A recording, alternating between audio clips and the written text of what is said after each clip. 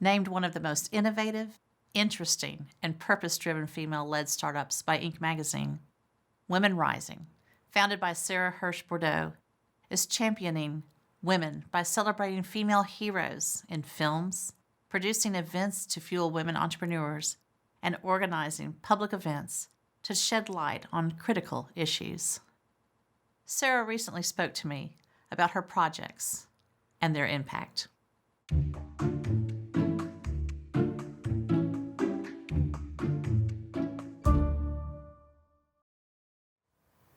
Well, welcome. This is Sara Hirsh Bordo. I'm so glad you're here today. Thanks for having me. I'm delighted to be here with you. So I was excited to talk about Women Rising and how all of this began. I was delighted when I found one of your quotes. So I'm going to actually read this because I want to be certain I get it right. Okay. Sometimes we have to survive a breakdown so that we can truly break through. When my female boss, who began as one of my heroes, told me that I didn't belong, something inside of me wasn't destroyed. It was born. I founded Women Rising right after I was told that day that I belonged more in an apron than in an office. I knew something was born inside of me, but I wasn't sure what it was going to be or do or contribute. I just knew that something was born. I always knew also that I would move from LA, where I had been for a long time, back to Austin, but I knew it was going to take something pretty special. And luckily, I got invited to direct and produce the first TED Women event in Austin. And Women Rising is a production company and a content studio that is all about empowering women and girls through content. And at the same time, we're invited by brands and networks and studios to help them understand how to speak in a time of women empowerment in an authentic way. Women Rising is here to shine a light on storytelling for women and girls. Women Rising was born out of a circumstance that really broke me wide open, and that was in a time where I was really looking and hoping to be championed by a female boss. I had a lot of fantastic bosses when I was working for other people, but a lot of them were men. When I took this role with this really rock star woman, I think I was hoping that it would deliver me a real mentor at work. And it ended up being a story that the better I became in my role, the worse our relationship became. And I know that I'm not alone in that because I've talked to other women in a lot of different places. I think where it comes from is that women emotionally compete. Women are just at the time in civilization where we're doing more than crafting and creating a home life and nurturing. We're actually creating outside of the home. And how we associate with each other is new. How we rally each other outside of the home is new. How we raise each other up outside of the home is new. How we interact with men is new. I mean, we've just been doing this less than 50 years.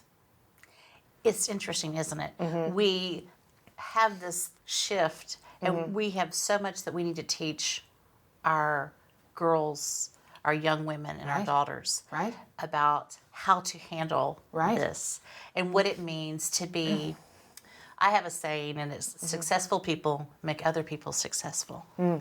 And the way that we can measure our success is how we learn to reach back and give back and pull people forward. That there are people that believe that they look good when they look good. And that defines success for them. I think there are other dynamics where you could say that, I look good when people around me look good. And a male boss told me that. I was you know, we were at work and we were doing something, and it was almost this internal competition. And he said, "I'm not worried because I look good when my team looks good. I'm already up here. My job is to make you look good so that you can be up here." And I think that women are still adopting that. I was looking at your latest project. Tell us about that. This is an exciting project. We Go Higher is the working title of the project, and it was born out of a visit that I had with a young girl. She and I are both sexual assault survivors, and when I was interviewing her for my film, it was much more of a kind of shared healing session than it was a formal interview. And she shared with me how seen she had felt on the other side of that visit because I had walked her walk. Being a survivor of sexual assault wasn't the only thing that she had survived or was surviving, as it turns out. She was a child of 9/11. She lost her father and both uncles, and said to me, "If we can do for the other kids, the other 3,051 kids, what you did for me, maybe we could make them feel seen and heard too."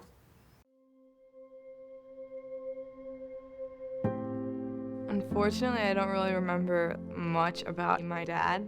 My memory of him is really what other people have shared with me and what I've gathered from videos and photos. I'm one of 3,051 kids who lost a parent on 9/11. Everyone thinks they know what a 9/11 kid is. Wow. But when have we really asked them, what is a 9/11 kid? Now that they're able to, I'm sure old enough and able to To articulate really that, articulate right? it and to be able to define it on their own terms. They're activists, they're warriors, they're writers, they're creators in their own right.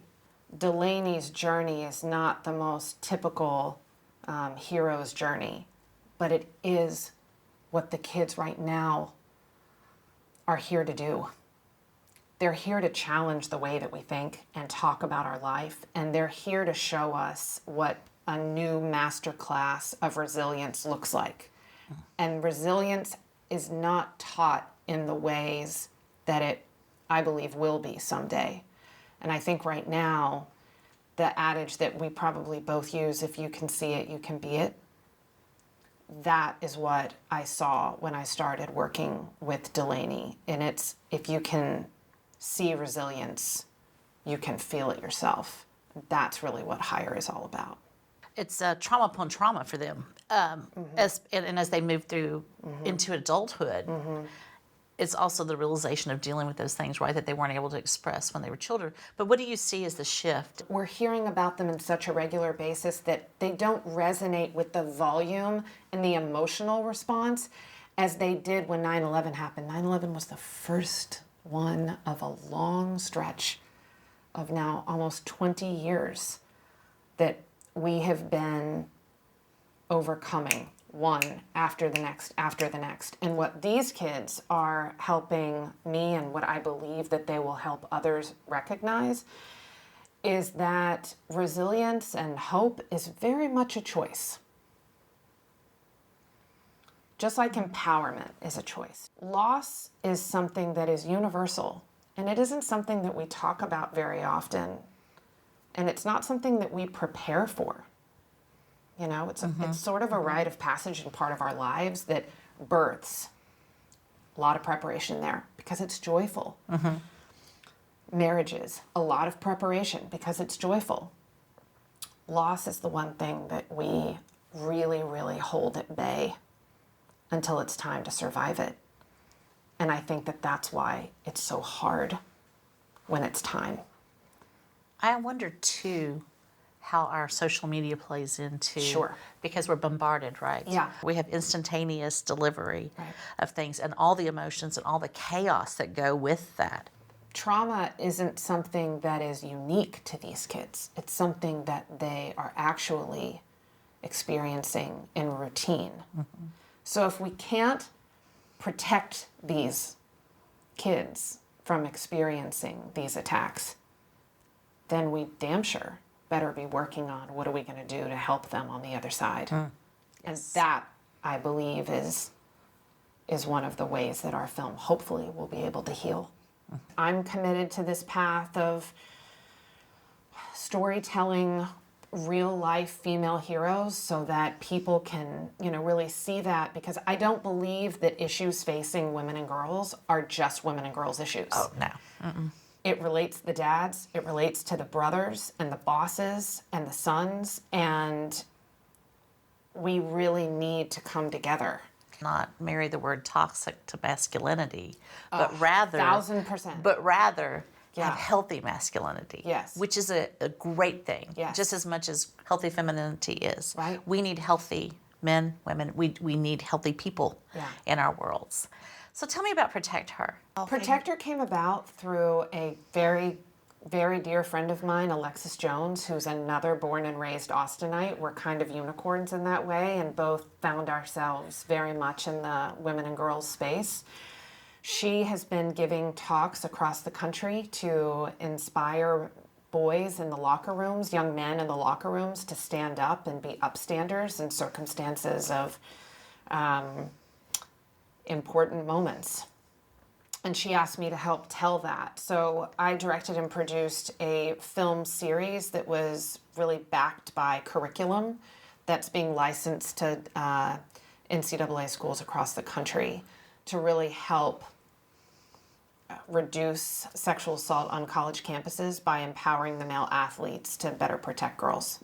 You are the dudes that every other dude on this 50,000 plus campus are looking at, taking cues from you, and I believe that we can rebrand what manhood is. If you're in a situation where you see a teammate doing the wrong thing, put your 2 feet on the ground, stand up, and do the right thing. I am familiar with all the other sexual harassment and sexual violence prevention curricula, and I've contributed to much of it. Protect Her has the unique approach of mobilizing athletes. They're important in this conversation. They actually possess the power to impact someone's life forever by choosing to do what's right. Wow. So is that curriculum being used now? I hope so. Yeah. Wow, that is amazing. Yeah, so we did that a couple of years ago, and it's been in colleges across the country for a couple of years.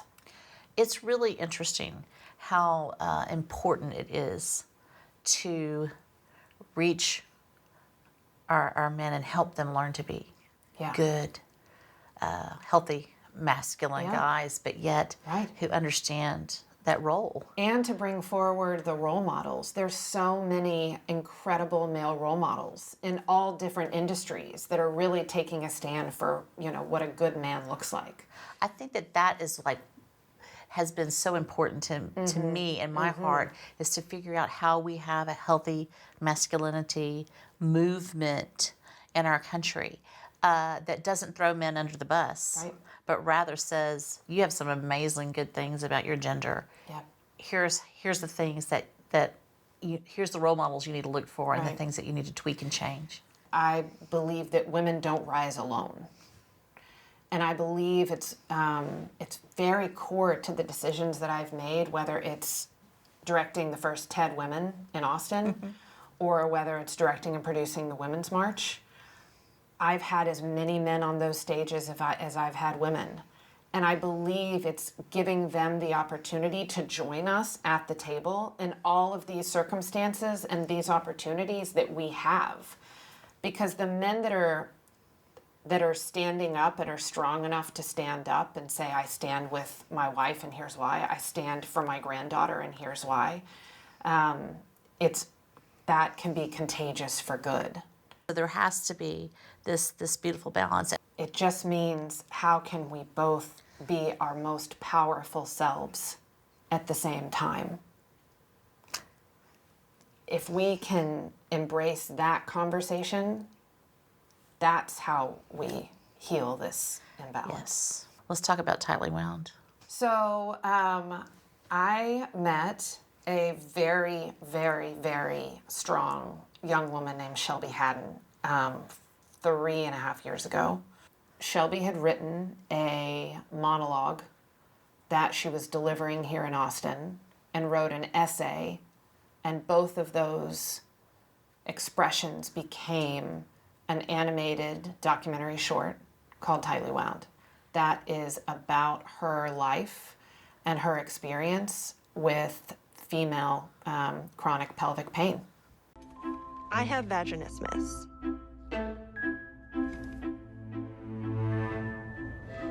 Vaginismus is a pelvic floor condition where the muscles in my vagina involuntarily contract, making me too tight to penetrate.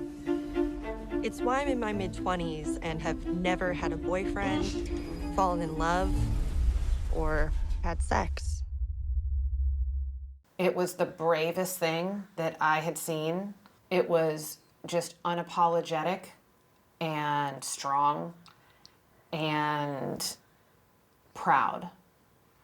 And it has done really well. It's real. Yeah. It happens. Right. And I when I saw that you had done this, I was like, oh my goodness, I didn't even know that existed. I think that the more that we can take the stigma and any sort of perceived shame around it, and that is what I was just like all day long wanted to back Shelby with her project, was that I knew that it was going to awaken and hands were going to start to raise all across the world, and they did, because it's hard to raise a hand when you're raising it for the first time. You know, it wasn't easy, writing about my sexual assault. It wasn't easy writing about my female boss telling me I belonged in an apron, not in an office. It's not easy saying I'm in debt over my films because I believe in these stories too much. But how are we supposed to empower and give a little bit of courage to one another if we aren't willing to go there ourselves? And what is wrong with being in an apron? The thing that we women don't need to do is judge one another for our choices. That is the kind of underlying cancer of the moment. We have a lot of work to do. Mm-hmm. We do. You've done some amazing storytelling. We could go on. The moment I mention your name, everyone mentions A Brave Heart. All we had known all my life was that I had a syndrome where I can't gain weight. At the time, I thought everyone looked like me. I couldn't recognize or tell that they didn't look like me. It was afternoon. I decided to go look for music on YouTube, and that's when I found it. I don't even know why I clicked on it, but I did, and that's when I lost it. Calling me a monster or asking why my parents didn't abort me. Kill it with fire. I wish you were dead. Just pick up a gun in my life. I think Lizzie was able, through the film, to rise above a label. And now that we're talking, I'm actually having an aha moment and thinking, wow, I actually think all of my films are doing that for these girls. It's definitely doing it for Delaney. I think that we have preconceived notions of ourselves and what defines us. And I think that through an experience and through reflections and through challenges, we're actually able to see, okay, is that the definition that I'm going to adopt for myself and take with me? Or am I going to see that and say, you know what, I'm going to let that go and I'm going to create a new one and walk ahead? storytelling through film, number one, is it's such a amazing medium to be able to use it artistically and in an educating way. You hold up, as a storyteller, this imaginary, huge mirror that the audience can see themselves in for growth or for comfort. I just want to thank you so much for walking ahead. Thank you.